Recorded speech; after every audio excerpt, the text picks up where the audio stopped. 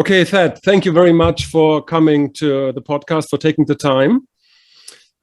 Before we start, can you tell the people, the listeners, where they can find you now online? So right now, everything I do is on Patreon. So at patreon.com/unregistered, have all of the bonus content for my podcast, about half the episodes. And then even bigger, we have the Unregistered Academy is there now. That's all of my courses I've been teaching and will continue to teach. It's live webinars, it's online seminars, it's streaming video on a variety of topics. And that's all accessible to patrons of Unregistered.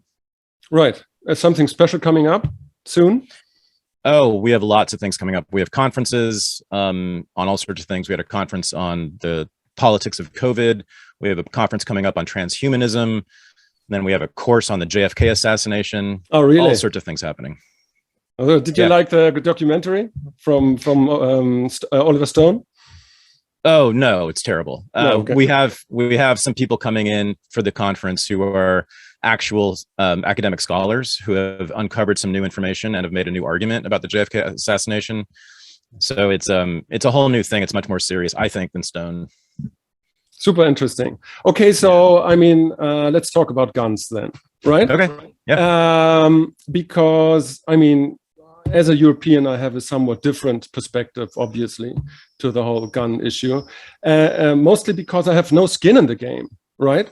It's like there are zero child deaths through gun violence in Germany, and so it's really not an issue. But we're kind of exposed to all the narratives through the mainstream media, and I suspect they don't reflect the full truth of what's going on in the United States. And so I have some simple questions, to try to elicit some complexity for the whole issue. And so the first question that I have is, there still a discourse about the interpretation of the Second Amendment?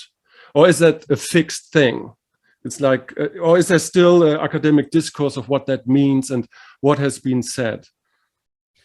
So there's been ongoing debate about the meaning of the Second Amendment since it was written, but especially since the 1960s, when gun control as a movement began in this country. And I don't know if your listeners know about the history of this at all, but the very first statewide gun control law in this country was passed in 1967 in California. And it was passed by Governor Ronald Reagan, and it was written by Don Mulford, who was a Republican legislator here. And it was done, it was an omnibus across the board gun control law. So it's very, very difficult to own guns since then. And that law was passed in response to the Black Panthers patrolling the streets of Oakland, where I live, with rifles. And whenever they would see a cop pulling over a black person, they would walk up and just observe them and make sure that they were not abused. So the Black Panthers taking action against state violence was what set off the first gun control movement. They did not like black people with guns. And so people don't know the history of gun control in this country is deeply racist. Right. It goes all the way back to Reconstruction. The Ku Klux Klan was a gun control organization. That was the first thing they did, was take away the guns of all the freed slaves.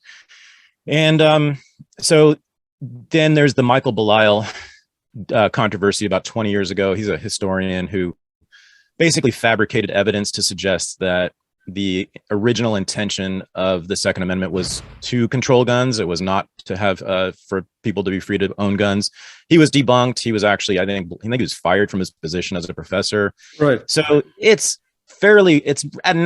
think it's fairly settled that the Second Amendment did mean and does mean that the people should have the right to own guns in order to protect themselves from a hostile government, especially the rights of minorities. This is the most important thing about gun control that people don't understand, is that, people do know that the Nazis, the first thing they did with the Jews was take away their guns, right? So minorities are the people who need guns the most.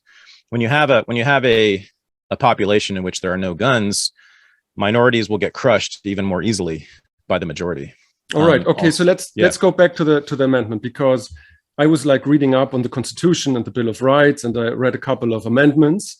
And what I found striking is it seemed grammatically weird, the phrasing of it, because, you know, you have the first aspect, you have the sentence about the well-regulated militia, of course, and then you have the other part of the individual rights to bear arms.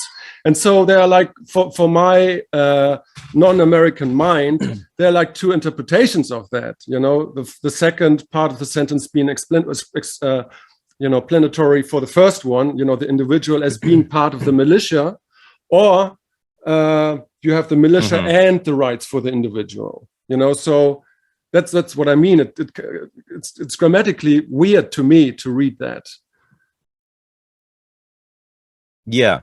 So, I mean, I'm happy to talk about this, but I find it really like a waste of time, actually, to discuss the meaning of the Second Amendment, because, excuse me, I mean, even the founders themselves weren't clear about what they meant. And in fact, they even had contradictory ideas about what the Second Amendment meant. They had their own issues, their own debates about it. Right. And then, of course, ever since the founding fathers died, we've been let 200 years of interpreting it among Americans, and who knows who's right about it. So I don't think there is any original intent.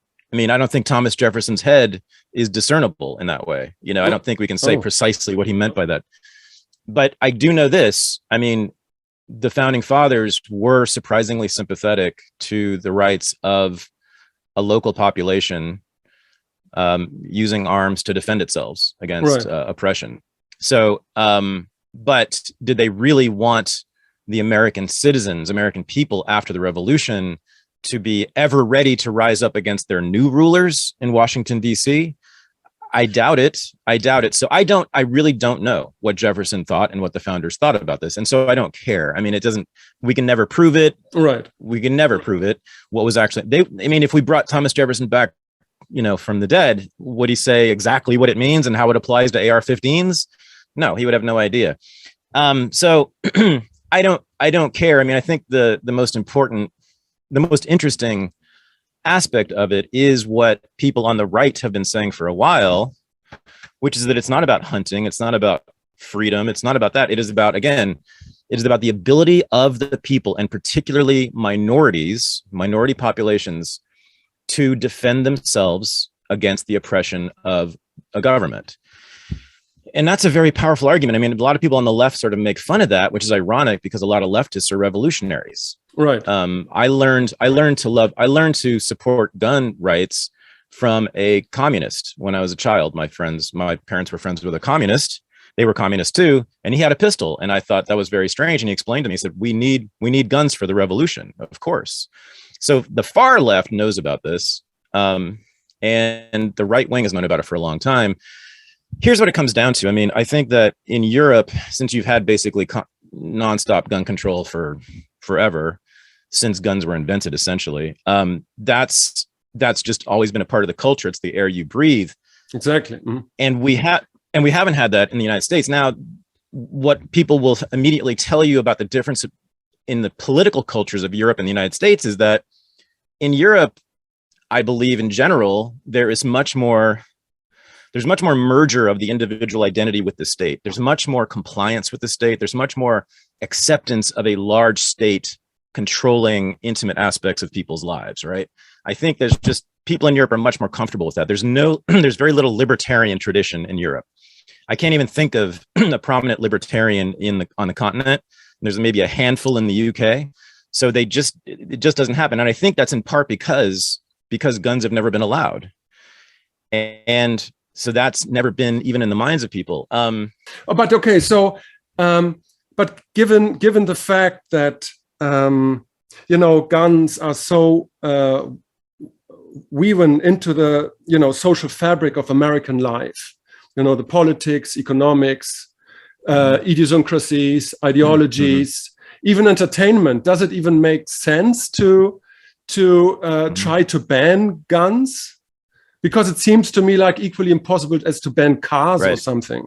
No, it is not practical. And so, what's funny is that I hate guns and I'm afraid of them. And I've shot a gun, I think, once in my life and didn't like it at all.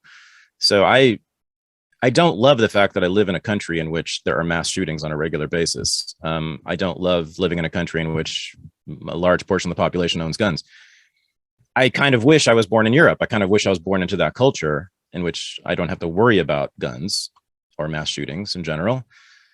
But I am here, and the United States is here, and we have 2 centuries of gun ownership in this country. And right now we have, the estimates are with 3D printed guns, we have possibly, quite probably, around 1 billion guns in this country. 1 billion, something like that. It's 2 to 3 times the population, the size of the population. So on average, an American owns 2 to 3 guns. So, that's crazy to me. Now, yeah, I mean, now that's not true in the cities. That's what's interesting is where political power is, right? Political and cultural power, Los Angeles, San Francisco, New York, and Boston, and Washington, D.C. There's no legal gun ownership, basically. It's almost impossible to own guns in those cities. But in the rest of the country, it's very common. And so how are you going to get a billion guns out of people's hands? I mean, you can buy them back like they did in Australia, but I don't think that's going to work here very well. I think people are much more attached to their guns. I'm not sure if you're still... I'm hearing you perfect. Yes. Okay. Sorry. Okay, good. So yeah, I mean, what we're talking about, if there's going to be gun confiscation, which there would have to have true gun control, would require going house to house with police and possibly the army, probably the army. And there's no outcome but bloodshed. I don't see any way around that. I mean, if you're going house to house, I mean, there are many, many people in this country who are really committed to their guns. And then the other thing is the criminals. We have a lot of criminals in this country. There are 2.3 million people locked up, which indicates both that we have too much incarceration, but it also indicates that we have a lot of criminals, right? So those people, the vast majority of them actually are violent criminals, right? It's just that they're there because of the drug war, and we should legalize drugs to cease their existence. But nonetheless, we have a lot of violent people in this country, a lot of violent criminals, and as we well know, they're concentrated in poor urban neighborhoods. They're concentrated in places we used to call black ghettos. And so, if we're going to have true gun control, we're going to have to confiscate the guns in Compton and South Chicago and the Bronx. And we're going to have to go door to door in public housing projects with police officers and seize the guns from basically a lot of criminals. And do you think they're going to just hand over their pistols to the cops? I don't think so. So what we're looking at is, with real gun control, we're looking at really the slaughter of many, many, many people, and especially black people. Okay, especially poor black people will get gunned down. Yeah. Okay, but if you look at the last couple of decades, is it that the gun laws got more restricted, or did they got more loose, or like? The story is 3D printed guns. So there have been some restrictions on guns that are new legally, but that's not major. I mean, it's still legal to own an AR-15 in most of the country, or much of the country. And that's really all you need. I mean, we're talking about it. It's truly a military assault rifle. So, the AR-15 is that. And if they allow that, that means we have very, very loose gun control. Still, the thing is that 3D printed guns have made gun control obsolete. There's my friend Cody Wilson is the leader of the 3D printed gun movement, Defense Distributed. He's the one who basically invented 3D printed guns and started to distribute them online. He was the first one to do that. And when Cody started doing that about 10 years ago, I think it was over. He announced gun control is dead forever. They can no longer control it. Anybody can print a gun in their house with no serial number on it. And even that is legal in most of the states. Joe Biden is trying to crack down on that. But in most states, even in California, you can do that. You can just print a gun and not ever register it. You're not even obliged to register it. So, but even if it doesn't matter. I mean, anybody can make a gun anytime they want right now. So what's the solution for that? For the whole problem? What's the solution? Yeah, from your point of view. The solution is to end conflict between human beings. I mean, well, okay. So the gun rights group, the pro-gun people here who are smart argue with a lot of numbers to back it up that a community in which most people own guns and know how to use them is safer than one that doesn't. So, and here's the major statistic they have to back it up. Look at the vast majority of gun deaths in the United States. where do they happen? The ones that aren't suicides, gun homicides. Where do most gun homicides happen in the United States? They happen in Chicago, New York, San Francisco, Los Angeles, right? They happen in Democrat-controlled, liberal-controlled, gun control regime cities where it is really difficult to own a gun legally. It's really, where I live in San Francisco, it's really difficult to own a gun in most of these cities. That's where most of the gun deaths happen, or most of the homicides happen. Also, the vast majority of gun homicides are committed with handguns, not the rifles they're always talking about. Very few people get killed. I mean, statistically, as percentage, very small percentage of people get killed with rifles. In the mass shootings, that happens, yeah, but the mass shootings are really a microscopic speck. You know, it's a country of 350 million people, so you know we're very, very large, and so as a percentage, you know, you are still, I think, more likely to get struck by lightning than being killed by a mass shooter in this country. So yeah, I mean, the idea of criminals, bad guys, knowing that everyone around them has a gun on them and knows how to use it is a deterrent, right? I mean, and so I think that's true. I think you see in places where gun rights are liberal, meaning free and open, you do see criminals much less aggressive in terms of, especially in terms of like home invasion. I believe in red states where everyone owns a gun, home invasions are almost non-existent. It doesn't really happen. I mean, because everyone knows if you bust into someone's house, you're likely to get shot to death. So since we can't eradicate human conflict, so you're really saying that everybody should have a gun then? I mean, I don't have a firm position on this. I just, that's where I'm leaning right now, because it does seem like a powerful argument to me. And it does seem like you are safer in this country. You are definitely safer in a red state than you are in a blue city. Right. Okay. So I saw another statistic where it showed that in the last 2 decades, you know, the sheer number of mass shootings went up. Right. So do you have an explanation for that? Yeah.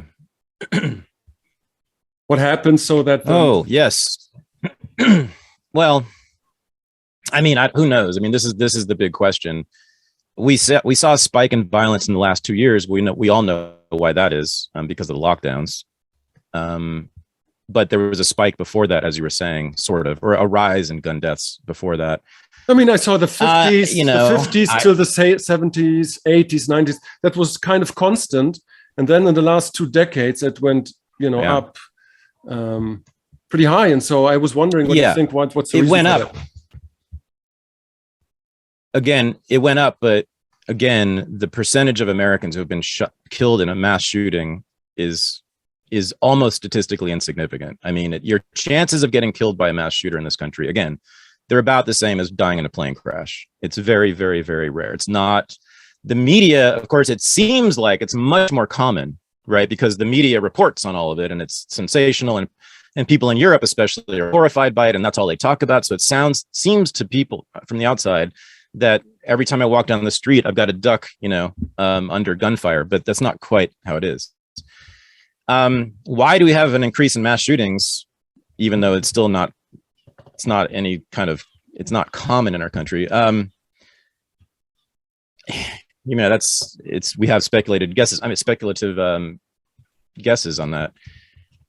I think there's a problem with men in this country. I think men, especially young men, are in a real crisis and have been for decades. And you see most of the mass shooters are very lonely, disaffected, alienated men who are frustrated in their lives. They often don't have any kind of contact with the opposite sex or have friends. They live entirely online.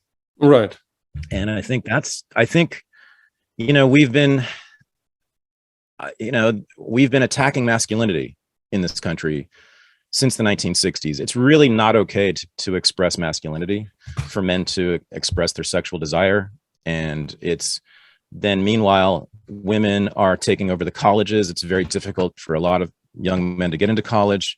The professions are filling up with women. That sounds like an argument of Peterson, doesn't it? It's similar. Yeah. I mean, Jordan Peterson's right about that stuff. He's right. He's absolutely right about that stuff. There's right. for sure been an attack on masculinity. And I mean, they punish boys in school for roughhousing, horseplay, stuff that used to be totally fine.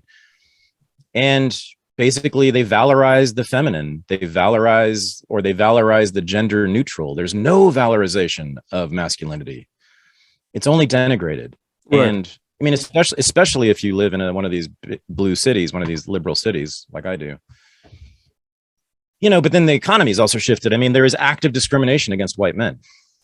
I've been turned down for jobs, and I was told it was because I was a white man. Twice. Oh, really? This is the thing this really happens in certain sectors. Yeah, sure. Affirmative action is a real thing, and it really affects a lot of white men. And I mean, there's lots of structural changes. I mean, I think at the lower levels, especially, I think white working class men have been just destroyed by this economy and this culture. And we saw a spike in suicides among white men in this country. I don't know if you know about that, but a really disturbing spike in suicides among people in my demographic. And I'm pointing to some of the issues, the rise in fentanyl or overdoses. That's mostly white men. So, I mean, we know this is happening. The life expectancy for white men in this country has declined in the last 5 years. That's how many white men are killing themselves and dying from overdoses and gun deaths. Most gun deaths are suicides, and most of those suicides are white men. White men also lead in suicides. White men kill themselves more than any other group in this country. So we know this is true. We know that white men are in trouble. We know that they're suffering tremendously. But here's the thing, Tom, no one talks about it. Right. Except Jordan Peterson. I mean, the mainstream doesn't talk about it. The New York Times and CNN, they don't talk about it except to talk about the dangers of far-right extremists among white men. Mm-hmm. They're not interested in helping us. They're not interested in getting to the bottom of the problems, why we're killing ourselves and overdosing and shooting and blowing our brains out with guns and shooting other people with guns. It's also a militarized society. So you have now 2 or 3 generations who grew up with the Iraq and Afghanistan wars, and a large percentage of working class men, white working class men, were in the military. And a lot of the mass shooters had military experience, and some of them had PTSD because of it. Right. We live in the middle of a crumbling empire, in which the sanctity, the sovereignty of the American global empire is paramount. We will sacrifice as many Ukrainians as we want to keep the American empire alive. This all, I think, translates down into things like Hollywood movies that glamorize war, that glamorize the Navy SEALs, that glamorize all the special operations soldiers. Right. And we all watch war movies. We all love them. The video games that boys play in this country, they all involve shooting people in very bloody, very graphic, very violent ways. Virtually every young man in this country has played a video game like that for many, many, many hours, and many young men in this country play video games all the time in which they're constantly shooting people in the head. And they are doing that because it's great to do that as an American. That's your highest honor, is to go shoot some Russian or some Iraqi or some, next it'll be Iranian, in the head, like Sniper, like that movie Sniper. Right. That guy was a great hero. He killed civilians. He blew up women in their head. He blew up women's heads in Iraq.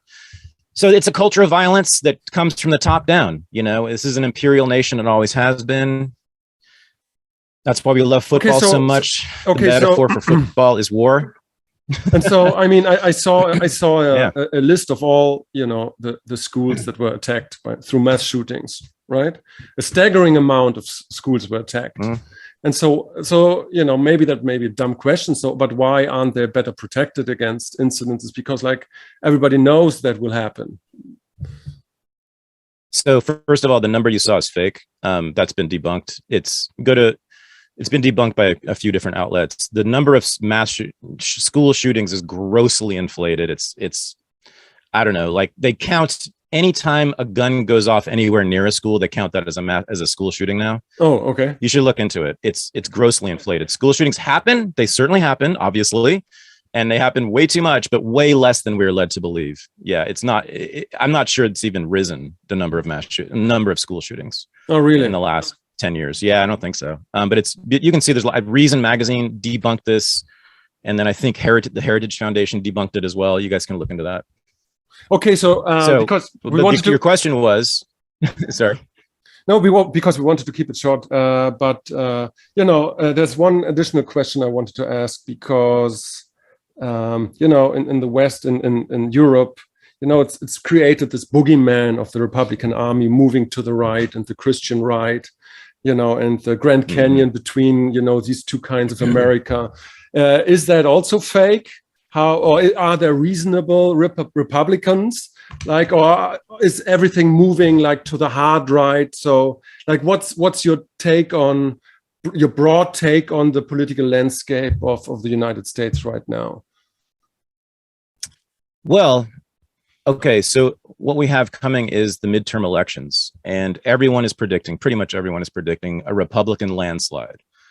Now, within the Republican Party, you have MAGA, the Donald Trump movement, which is much bigger than him now. And it's, in fact, there's Trump, and then there's the MAGA movement, which is really led by Steve Bannon. He now has the #1 podcast in the world, and that's MAGA. So, yeah. And so they are in the process of taking over the Republican Party. And we will have many, many more MAGA people in Congress, for sure, in the Senate and in the Congress this fall. And they will take office in January. So in January, after the elections, when the new Congress is seated, you will have 2 to 3 to 4 times as many Marjorie Taylor Greenes up there. You will have in the Senate too. And then what happens then is the Republicans will control all the oversight committees, the investigative committees, the ones that oversee the federal government, the agencies, right? Well, they are going whole hog. They are going hard. They promised this. Investigations of the origins of COVID, and many of us believe that it started in the NIH with Tony Fauci. They're going to investigate the election, and there's at least something fishy about the election. There's at least something. They're going to go hard on January 6th, which was an FBI setup. The FBI was infiltrated all the January 6th groups and led people into the Capitol. There's going to be an explosion in American politics next year when they start doing this, when they start hauling people up before Congress under the threat of perjury and forcing them to testify. The Democratic Party is in the most serious crisis of its life right now. Since the Civil War, I can't think of a time when the Democratic Party was in this grave a crisis. They are going to be destroyed electorally. They have the weakest possible president and vice president. Right. And there is no one who's likely to replace them. Trump is very likely to win the next election, either him or DeSantis. Very few people see a Democrat taking the presidency. So then we're talking about in 2026, 24, we're talking about a Republican in the White House and a Republican-controlled Congress, and MAGA is ascendant throughout.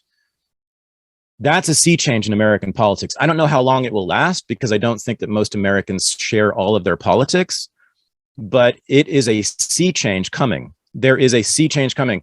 Will there be a civil war because of it coming? I don't think so. I think we will see a lot of shootings, though. I think we'll see some political violence. Oh, I hope it's not worse. I hope it's not worse than in 2020. I hope it's only that bad, but it's going to be at least that bad. Yeah, it's almost guaranteed.